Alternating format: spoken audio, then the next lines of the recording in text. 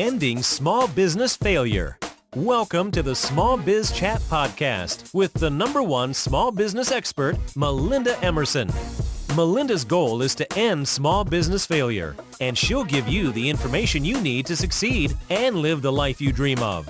Now, here's your host, the Small Biz Chat lady herself, Melinda Emerson. Have you subscribed to the Small Biz Chat podcast? Well, it's time. Every Wednesday, we offer listeners bite-sized actionable tips to start and grow a successful small business. And just 20 minutes or so a week, you can get a ton of insight and resources to propel your business forward. Be sure to subscribe to the Small Biz Chat podcast today.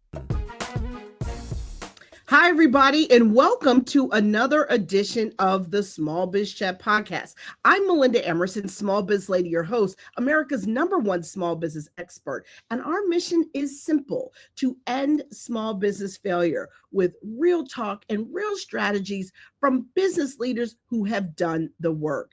If you enjoy the Small Biz Chat podcast and value our show, please share it with another entrepreneur and leave us a review on Apple Podcasts or wherever you listen to your favorite podcasts. Now listen, if you don't like my show, do not leave me hate mail online. But if you do, we would really appreciate a glowing review so to help more small business owners find the show. Allow me to introduce my guest, Jared Callen, who is the founder and CEO and director of Action Pack Coaching. He is a coach, a mentor, and an accountability partner with 32 years of experience. He helps families beat procrastination, hyperfocus, and stalemates, building focus, study habits, motivation, and organization.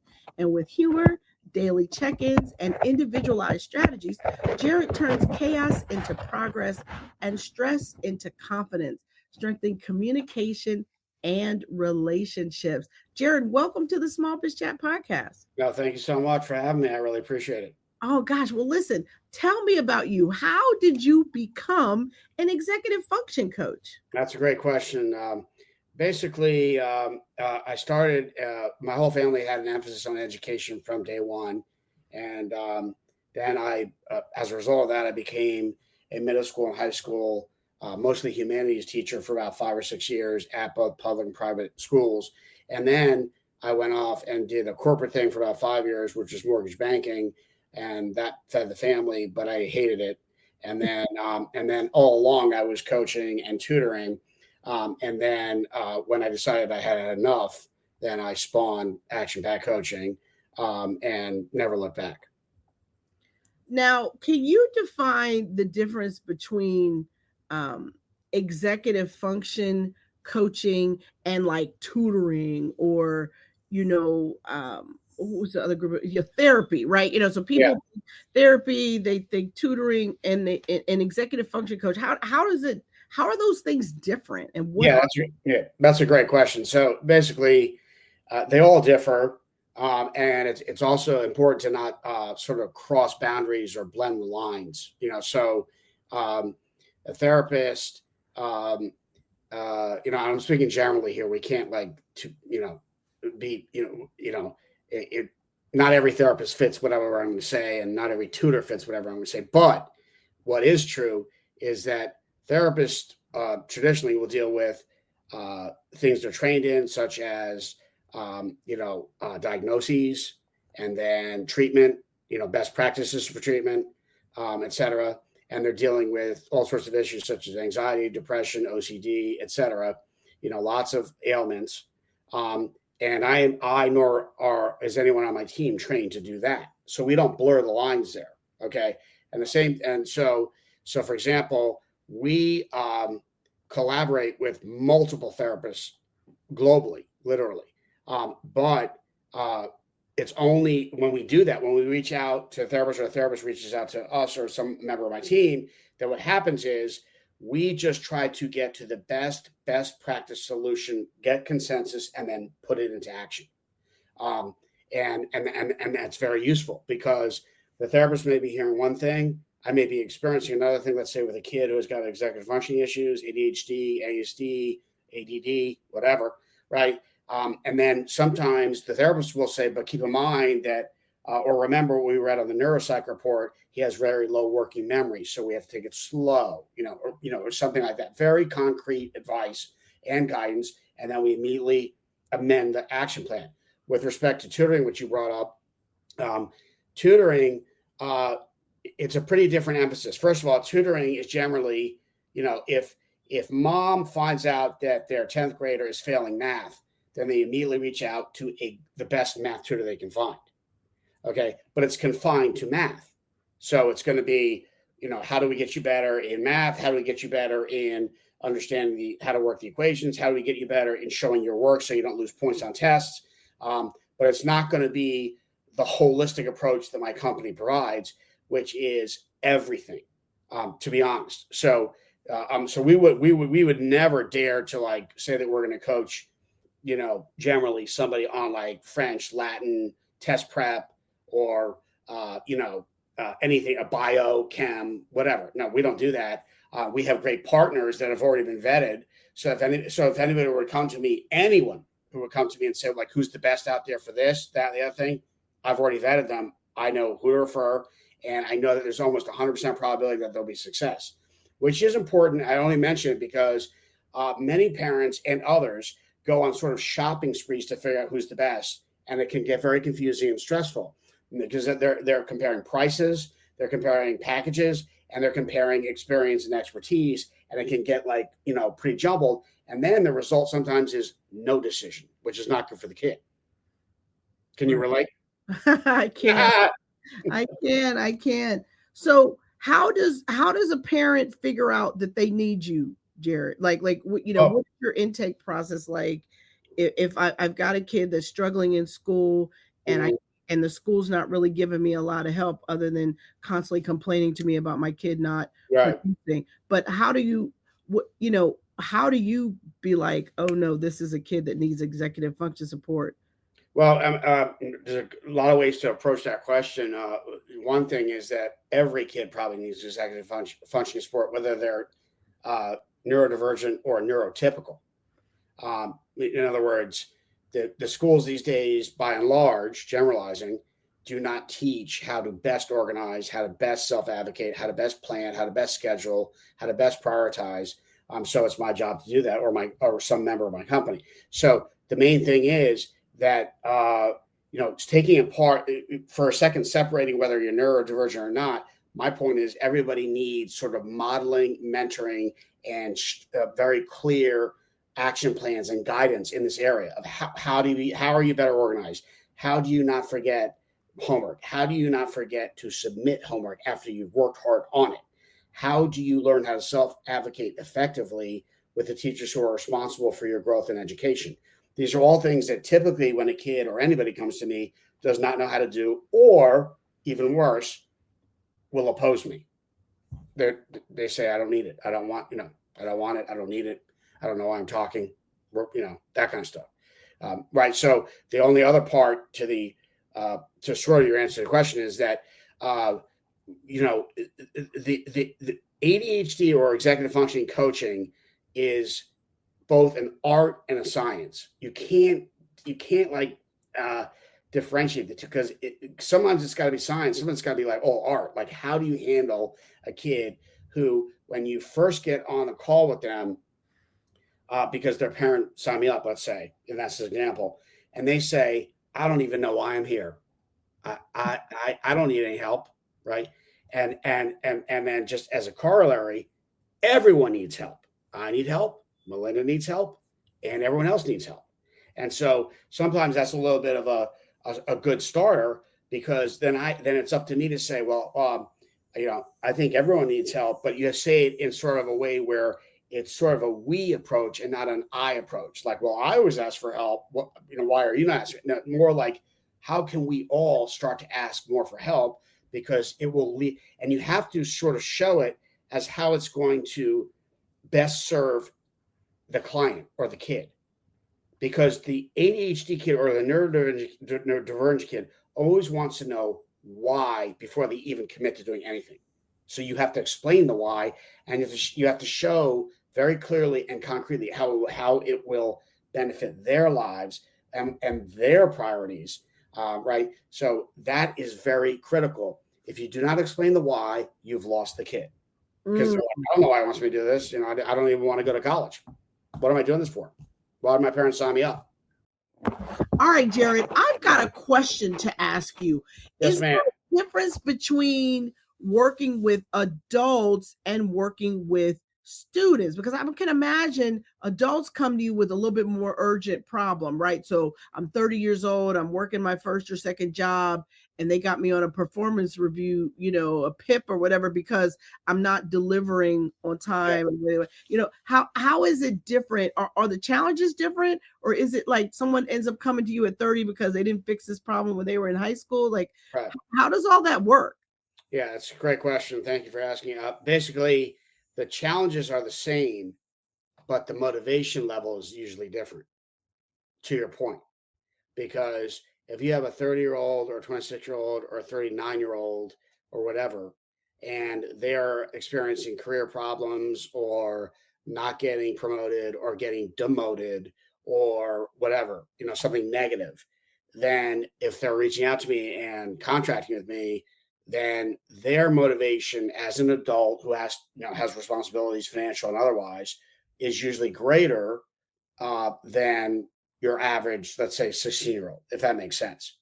So because they're more invested in what's going on with their lives, they may have families, they may have obligations, and so they may say, all right, you sound good, let's get going, let's roll. Please fix me, help me, give me action plans, monitor me, keep me self-accountable, all the things that they have failed to do in the past, really. And so that's the critical difference. But just to be really clear, it's really the same problems that have gone untreated if you're dealing with an adult. To me, it means that whenever they were 16, 17, 20, and the issues were not addressed, now we have to address them at age 30, 35, 40 because they were not addressed. But it's the same problems, whether it's being able to be a good self-advocator, being a good planner, having perspective, not having an ego trip, not hyper-focusing and sort of disappearing from the job for 5 years. I'm sorry, for 5 hours when it was supposed to be a half-hour job and not communicating that to your team. These are the ways that people self-sabotage all the time. And one of the missing links is lack of clear communication. If you're on a team and you're, let's say, a corporate player, architect, investor, financial advisor, whatever, you could be great at what you do. You could have mastery over all your content. You could know the best things to buy to advance your client's cause. But then if you go off and hyper focus for 5 hours and don't tell anyone, you're not going to look good with you're risking your job. And this happens all the time. This is not like a one and done. This happens all the time. So tell me how you involve parents when you're working with a student. I mean, because I'm imagining the whole goal is to get this person to be more of a self-starter to kind of handle stuff on their own. So how do you still involve parents and sort of like break this? I mean, because I don't know, I'm a mom. I feel like I'm an executive function coach too, right? Because I'm, knocking on people's doors, making sure people are up, making sure people know where they're supposed to be, reminding people to take the trash out, So how do you get the parents from being out of that role with the young people that you work with? Well, that's the best question you've asked all night, because the thing is that the whole goal of hiring a good executive functioning and life coach is to remove you from the picture largely as a parent. Because what happens is many of these negative, toxic, self-sabotaging patterns have developed over years or decades sometimes. And so a probability that you as a mom or somebody as a dad or mentor that they know well, causing them to change is very low. It's a low probability proposition. But if you hire a neutral type person like me or anybody on my team, then it's much higher, because they don't have all that negative baggage or anything like that. And so as long as I or anyone, a member of my team, are conducting themselves as in, look, this is just between you and me. All we want to do is help you. This is a non-judgment zone. We're gonna meet you where you are, and we're gonna get you better. And the result will be that you're gonna get more of what you want, which is less nagging, more fun, more productivity, better outcomes, more income, and all that stuff. And you're gonna do it mostly on your own. And so that's so part of the process of really excellent executive and life coaching is to supplant or replace the parent temporarily so that you can get best practices into action, and then you deliver them back to the parent. So it's not like a forever engagement. Hire me and then fire me.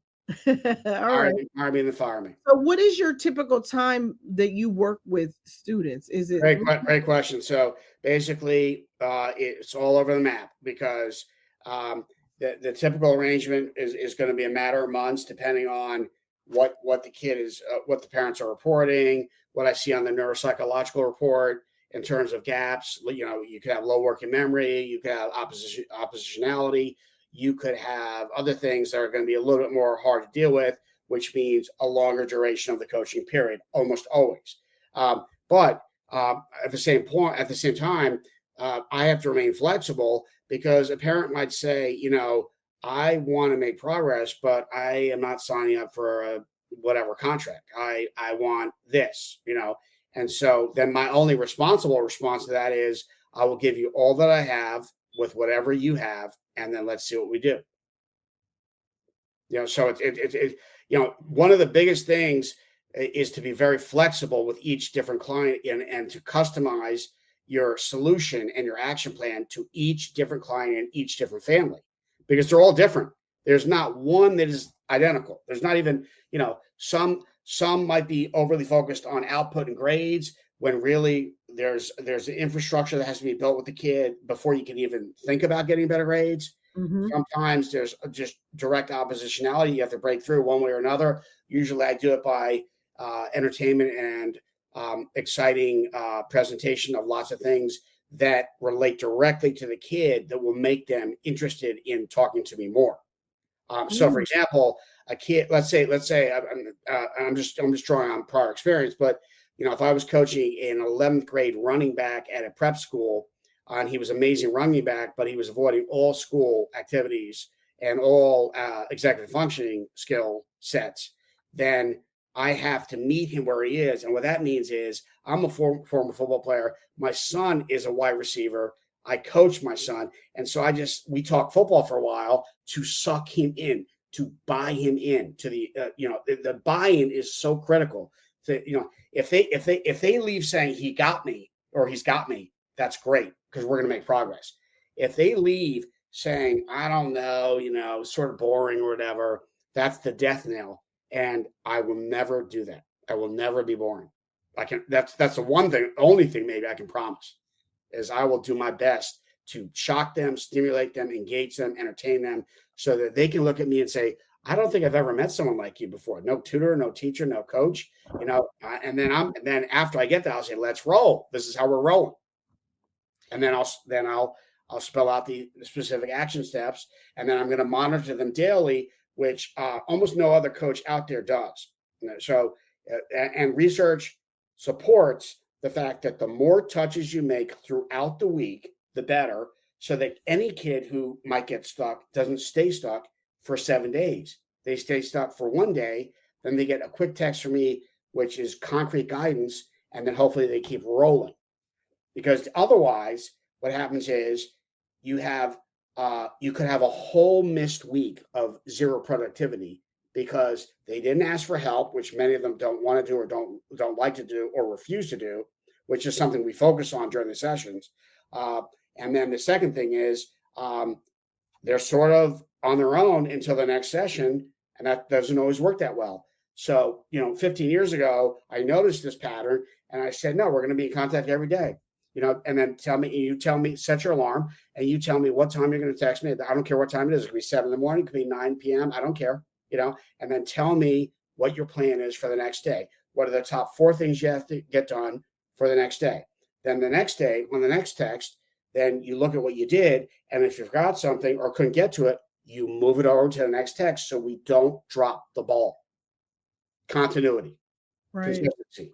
So that brings me to another question. So what are the tech tools that you like to use with this population of clients that you work with? You said tech. That's a good question. The funny thing is that there aren't any special tech tools. There are lots of different apps. Some probably are better than others, but I don't focus on that because the main thing is the buy-in from the kid or the client. So if you get the buy-in, then they'll pick whatever app you tell them to pick, or they'll pick Google Calendar, which is free and easy and populates easily and syncs your iPhone, right? Or if they take ownership of the situation, which I'm hoping for, they'll say, I really want to use X or Y app. And I'll say, if it's going to work for you, it's going to work for me. You just have to work it. It's like the saying in AA, if you work it, it works. If you don't work it, it ain't going to work. Right. Like, so it almost, I love your question, but it almost sidesteps the main issue. Is like, are you in it to win it or are you not? That is the basic question we ask every kid, every parent. It really is. Like, are you in it to win it? Because if you're in it to win it, pick any calendar system you want, any planning system you want, because it's not up to me. I'm only there for like 1 hour per week. You're there 24/7 with your parents. Okay. So that's 128 hours or something. I didn't do my math today. I'm sorry. And then we have to roll. So, I almost always laugh when somebody says, well, I heard there's this great app out there and it's superb and superior. And I'm like, okay, then are you going to use it? And then with the neurodivergent kid, especially, they may say something, and I wrote this to you. They may say something like, I'll think about it, or I might, or perhaps, or not sure. And I always tell them during the session, that's a no. I know you're not going to do it. And it is always true. It has never been not true. And that's important data to, realize when, you don't want to get off any coaching session with any lack of clarity or ambiguity. That is a no-no, right? So, for example, I'll say pick whatever system you want, and I'm going to monitor you daily and track you, not in a way that's going to piss you off, but in a way that's going to ensure progress for you, and also maybe reduce the nagging from the family, which happens all the time and is a huge stressor for the entire family, as you know. Last question. What is the best business advice you've ever received? If you build it, it will come. All right, there it is. Last statement. Jared, thank you so much for being here.